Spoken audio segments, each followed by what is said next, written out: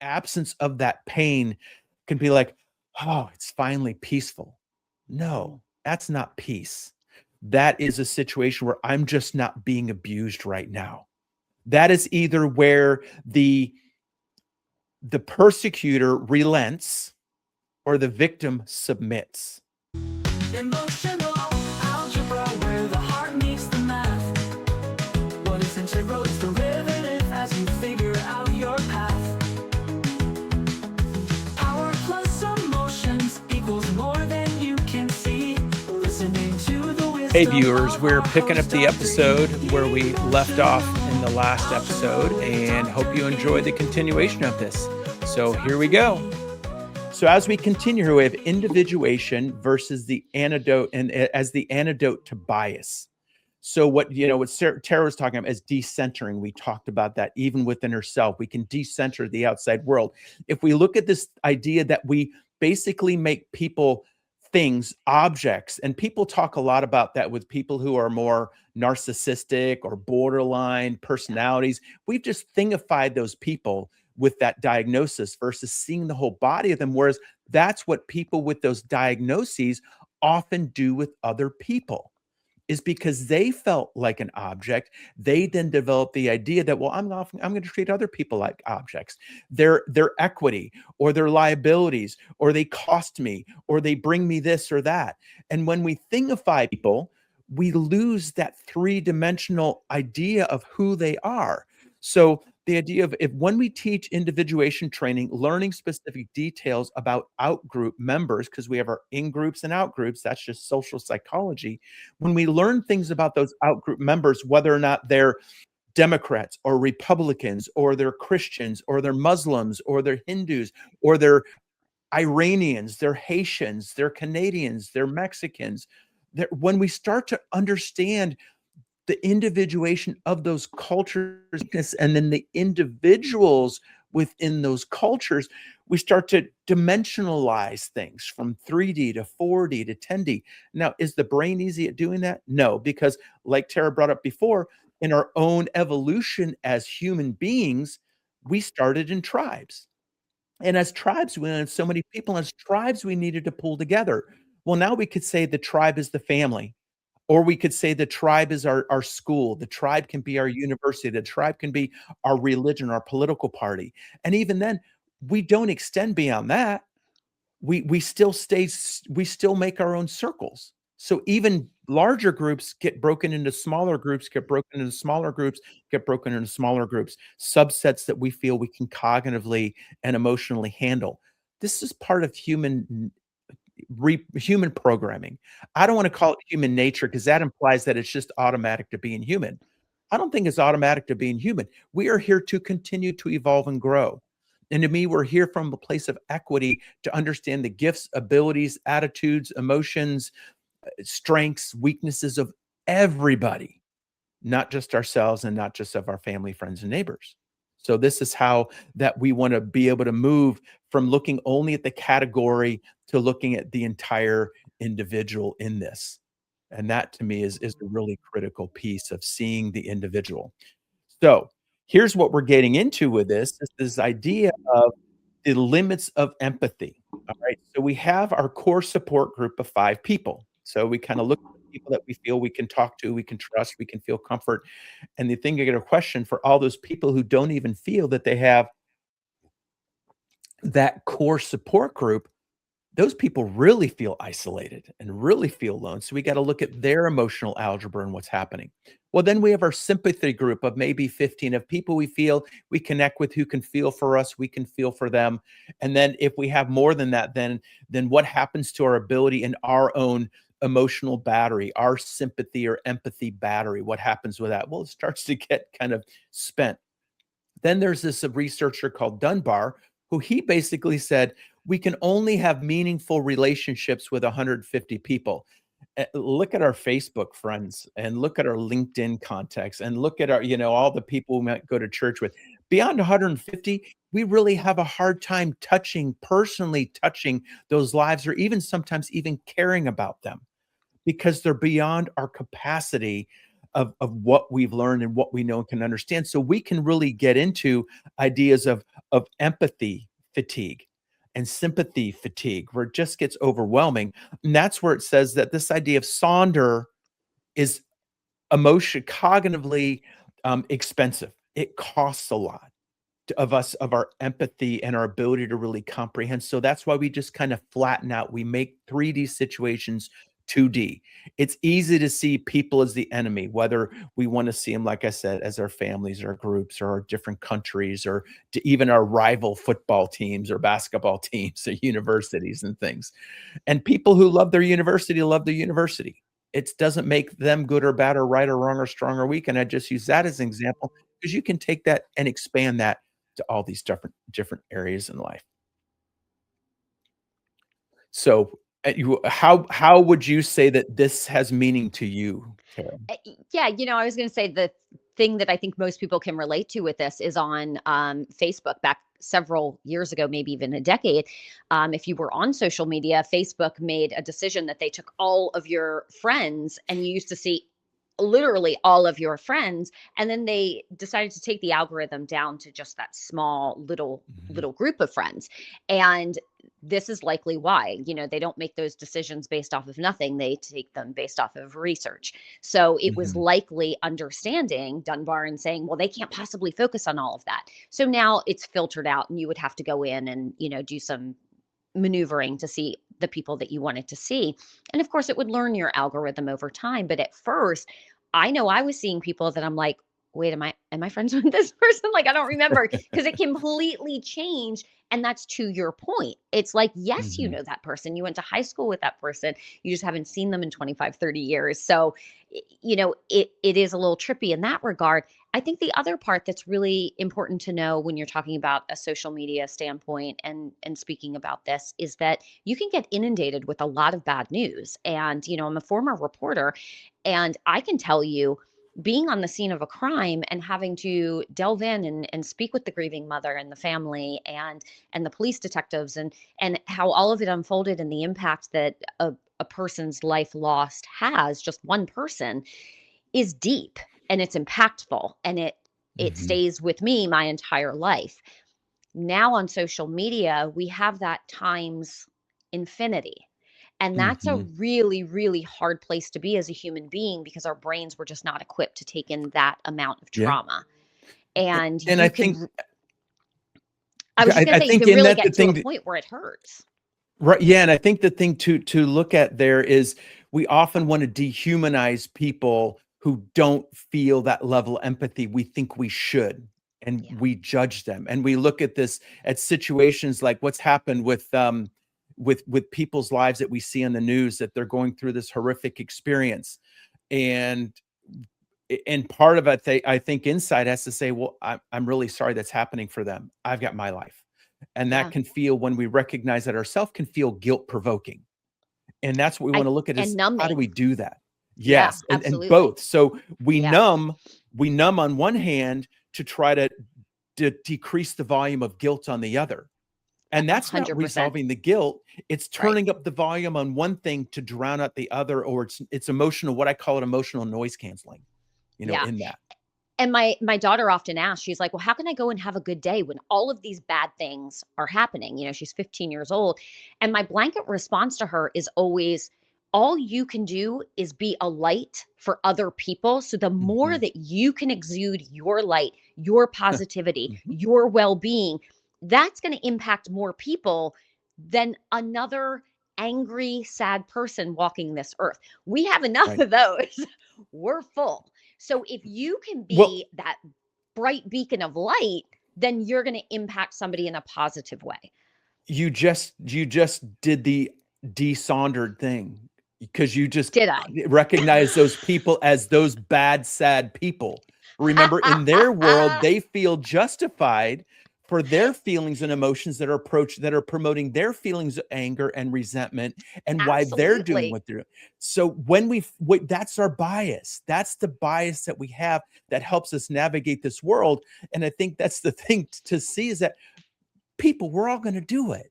It's not that Tara and I sit up here and we're talking from not living these things. we're part of the human experience, and we're all here to learn and grow in this together. And, Yeah. as people. And you brought up a wonderful point, because as we're talking about empathy fatigue and scope insensitivity, and that's one tragedy triggers this emotional empathy. So scope insensitivity is the brain processes mass suffering as a statistic, not a tragedy. Compassion fatigue, the limbic system builds a protective wall against overwhelming sorrow. This goes to the neurophysiological side of it. I still look at emotions as energetic operations that intersect with areas of our neurophysiology and brain. There has to be some type of conscious mechanism that then hits this button in our brain that then maybe contributes to the limbic system doing its job. So even then, we're dehumanizing our own soul or self by reducing it to neurophysiological reactions. I don't want to do that, because then that's the 10,000 tragedies idea, is that we then just look at it from a cold level that, well, that's what my brain's doing. No, that's what I'm doing. And maybe my brain runs the program. I always say we have all these scripts and subscripts in our personal programming. We still want to own our programming. And when we can recognize, oh, my limbic system might have done this. Oh, then what am I feeling that drove me to then pull that trigger in my limbic system? So the solution is using Sonder to trigger cognitive empathy, a rational commitment to justice that doesn't rely on fleeting feelings. So this is understanding we're all in it together. I don't have to carry the loss of somebody else within me and feel that I can't enjoy life, as you're telling your daughters. Be the light, be the change you want to see in the world. Feel for other people's circumstance. What I always tell people, they say, how do you do your job and not bring it home? And I have a pretty straight saying: their journey is not my journey. It does me no good or them no good to carry their pain. I learned Yeah. to do that growing up, and it didn't help me be a better therapist. That actually just kind of got me more involved than I should have been, because here I start to become this codependency. I'm going to save you. I'm going to rescue you. Rescuing you only makes me feel better, while it often disempowers you or allows you to play the victim and then seek your answers from me. We have enough of that going on in the world. I want to help people to empower themselves and see their way through life and through these experiences as opportunities to grow. Yeah.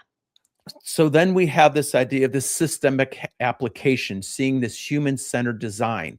So we look at this as a two-dimensional versus three-dimensional. We look at just this kind of as this metal kind of string connection of the self as really not being much of anything, to really seeing the human as this complex being with culture and history, and the notes they write themselves, the things that are written in their soul. So this idea is the challenge of the humanitarian systems often flatten people into victims, recipients, persecutors, rescuers, martyrs, justified persecutors, the learned helpless people, all these labels narcissists, borderline people, depressed. We look at all the labels we put on people. We lose meaning in that, because we lose the specificity. We lose the uniqueness. So we want to see that we design for this status-based hesitancy, designing for cultural nuance, designing for uniqueness. And the insight is the effective systems must account for untranslatable complexity of the user.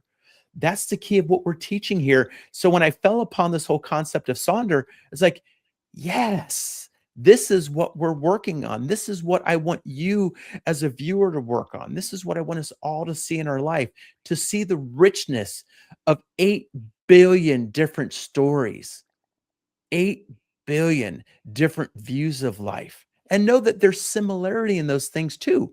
And yet there's uniqueness. And in that similarity, we can recognize we're not alone. And if we choose to recognize our insignificance, that's up to us. That's our issue. That's what we want to recognize, because that's then where we see what we've been hiding from within ourselves that we didn't want to see, because we've lived our own life of having to show the world how great we are so we can feel better about ourselves in that moment. That then all these other emotions, beliefs, and attitudes sneak up because they want to be the center of the story, not have the narcissistic side be the center of the story. And I think the bottom line is life should be about having fun. It really should. It sounds so kumbaya. And it's so impactful when you change your perspective to realize we're all going through the same stuff. Mhm. Enjoy yourself and shifting that perspective. And even how there's a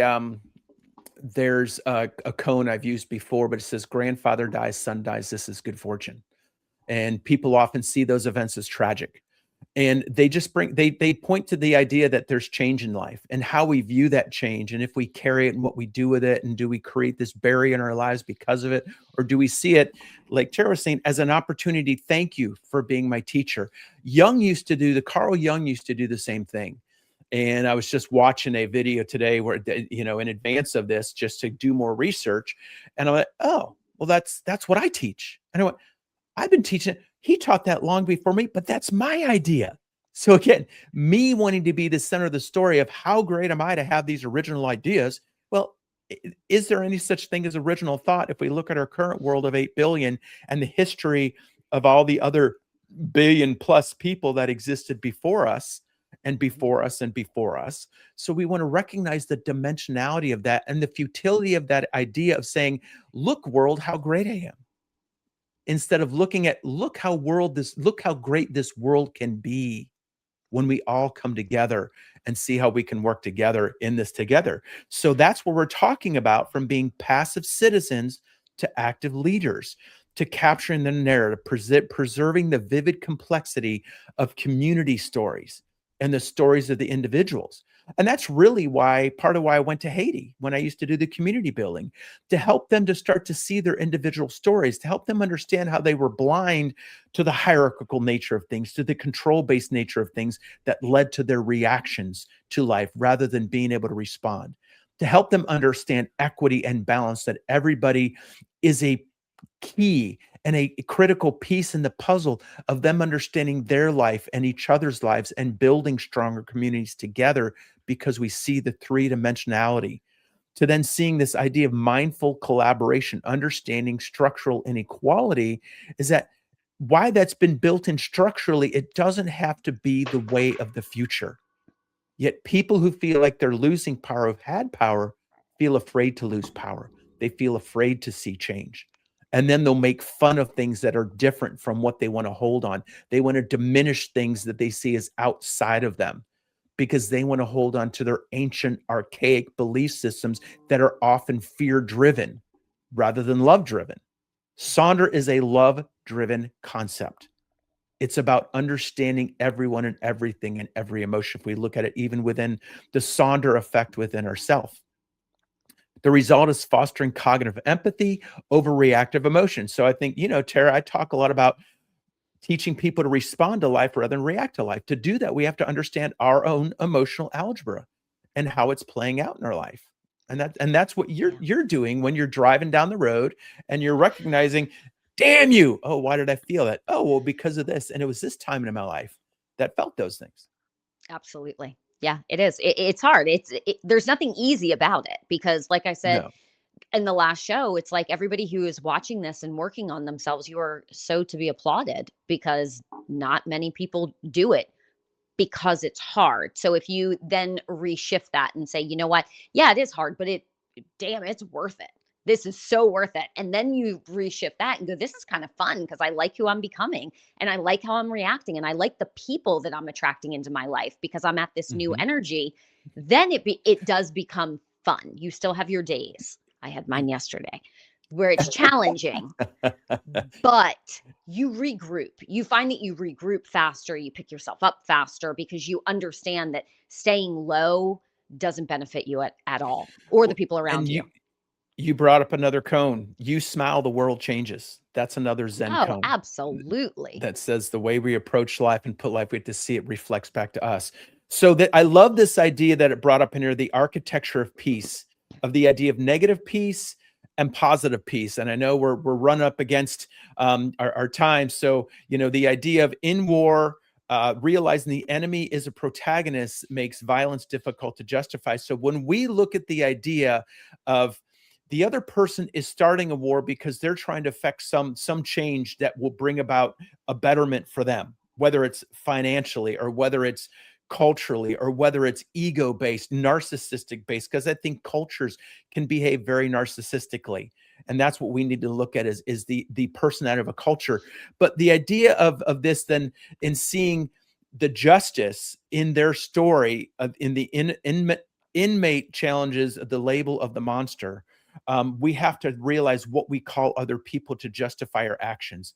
The axis of evil versus the allies. This was in World War II. And we even see that now in the idea of China, Russia, and Iran.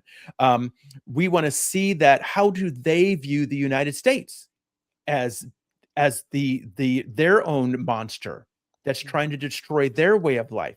Was that the way everybody in those countries feels, or the few who are ruling, or whatever? Well, to look at that, we have to consider that idea of Sonder. Now, the idea of negative peace, the absence of violence.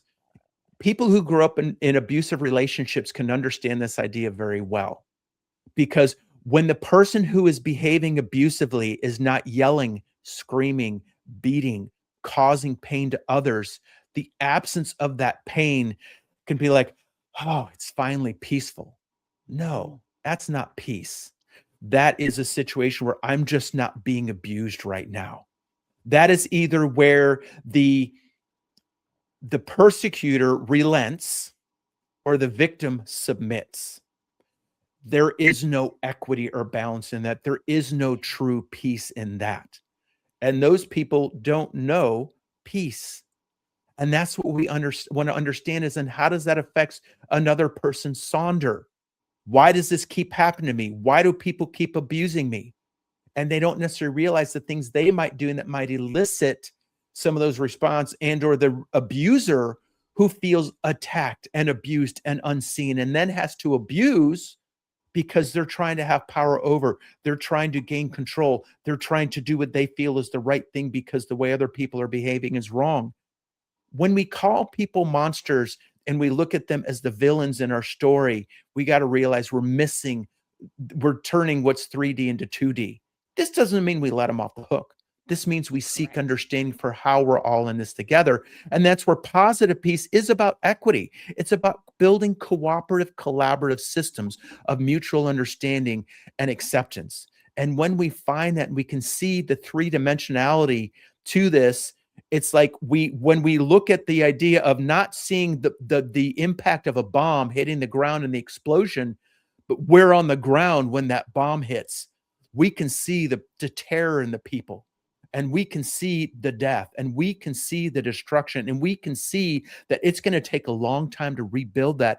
And then when we understand the generations of time that certain cultural beliefs have been sown in, we can see that it's not just about somebody changing and other people coming in and running that country.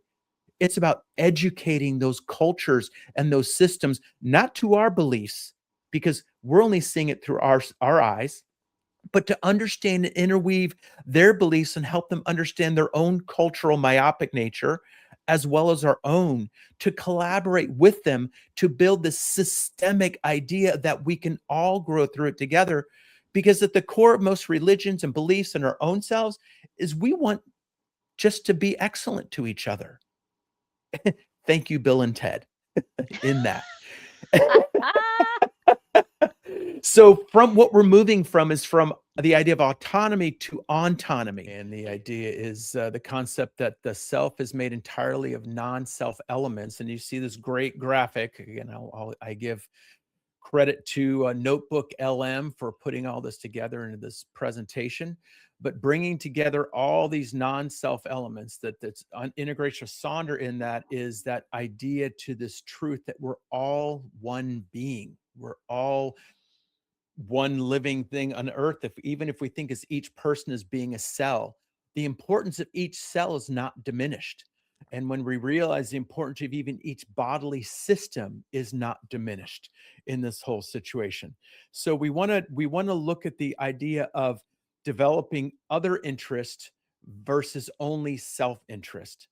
That even if we look at things that we find of what's happening to the way we're treating the earth, the earth, if we saw that just as one being, we need that earth to survive, and not only survive, but to be healthy and vibrant for us. And that's where, you look at the idea of that human life couldn't exist unless it wasn't for the Goldilocks zone. That area that's just right. That even if you looked at what Einstein learned and other quantum physicians and other physicists have learned, is our world is able to have life because of this little teeny bandwidth that allowed for Yep. all of these synchronicities to come together, all this serendipity to come together to create this world. And that's what I think we want to see as beings, for us all to survive together. We want to find that synchronicity and importance of value of us all and where we're at in this place, and see us as an inner being. 100%. Easier said than done. Absolutely. Absolutely. So, and what we're going into is the idea of is the undo identity and take the world as it is. We have to look at that. Often we want the world the way we want it. If you think of, again, what leads to the wars is that people don't see the world the way they want it. Those wars happen within ourselves. They happen within our family. They happen within our communities, within our countries, between our countries. And we want to see that. How can we, again, understand other people's perspective and see them, and then understand our own and bring that together to see where do we have common goals. This isn't about being weak or woke. It's about being aware and finding that awareness. And that's moving from, again, that idea of hierarchy or power over to really power with. And that's a hard transition for the thousands and tens of thousands of years that man has been on earth, to continue to shift this belief from moving to that really human centric idea of power with, and realizing we're in this together, versus that egocentric idea of, no, I want the power, or I don't have power and therefore it justifies my actions. So in that, we want to be able to stop, as Tara was saying, when somebody cuts her off in the car, what to say, pause, take that breath, realize, what So am I hard. feeling? What are the emotions, beliefs, and attitudes that are going on there? And then we want to build the systems that see the individual. So, yes, she is ahead of the game of a lot of y'all. I'm ahead of the game. And still, do we get triggered? Yes, we do. Absolutely. Every day for a little bit. And that's recognizing our perfect imperfection. So accept your role as as the extra in the vivid epic of existence, even of others. You're other people's extras. You're your kids' extra. You're your mom and dad's extra in their own world. And see that and recognize that, and how we can grow, together. And wasn't it Meisner who said there are no small roles, there are only small actors? So you can look at it that way too. Yep. So I And I scene. and scene. So I think truly, to wrap it up, a question that I would have for you is, like, I gave them an assignment, actually two: pause, what a gift, and also, post something that's super real, raw, authentic. That's not, look at what a great Mhm, life I have. mhm. I think I would love to ask you, what is their action item? What is their takeaway? Because this, I think we know a lot of this stuff, right? Not at the Mhm. level that you're teaching it, but we know that we're Mm. being reactive. We understand that we shouldn't be reactive, that we shouldn't understand and take into account where other people are coming from. Give Yeah. give them and me an action item to put it Right. into practice, because that's always the hardest part. Like, we know what to do, but doing it is like, Yeah. feels Well, that's why taxing. I say, if one can take the time just to step back in a situation and start to ask those questions, what age do I feel? In other words, what is this trigger? What are the emotions that I'm feeling? What is this person bringing me, as you said? So start to be reflective, start to look deeper, see everybody outside of you as a teacher and as your student. And in that, flip the script. If they are your teacher, how would you want them to teach you? Harshly, judgingly, demeaning and diminishing your intelligence and or lack thereof? Or would you want them to be supportive? So teach the way you want to be taught, and know that not every teacher is going to teach like you would teach. And also, I know from the difference between our real, feel, and ideal selves, that we often believe we're teaching from our ideal self, where we're really teaching from our real self, which often carries with it our own biases, our own attitudes, beliefs, and perceptions. And that's what I work a lot with families on and parents with is you might think you're parenting this way because that's the way you want to see yourself, but you're really parenting this way. And that's why your kid's behaving this way. So when they understand all those pieces and they realize, oh, wait, I've got to see myself as potentially perfectly imperfect and as making mistakes and as being blind, myopic to my own actions on others, then I can start to open up to asking more questions and being more aware and then being reflective in the process with those around me. I love that you said, "What age do I feel?" That was like Mhm. a aha moment for me. What age do I feel? And then, the second takeaway is be the kind of teacher that you want. So I think those are Yeah. really two good things that, all right, I got my homework that I'm going to do this week. Those were good. I think the thing we want to keep in mind through this is be the change you want to see in the world. And as we're learning through this process, we are all in this together. And as we recognize how we are all in this together, we want to find our the play on the word alone. I talk a lot about words. And when you add an L to the word alone and you break it into two words, you get all one. And that's what I want us to realize is that in this, we are all one and we are one human being in a world of 8 billion different cells that create that human being. So I Absolutely. appreciate yeah, I appreciate all your time and attention. Thanks for continuing the journey, Tara. And until next time.